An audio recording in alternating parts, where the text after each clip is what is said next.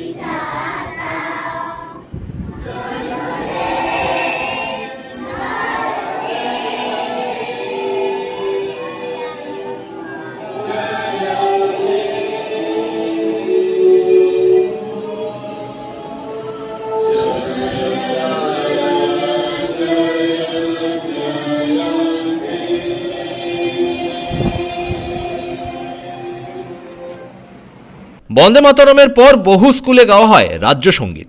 বন্দে মাতরমের ৬টা স্তবকই গাইতে হয় পড়ুয়াদের। ব্যুরো রিপোর্ট, পূবের কলম ডিজিটাল।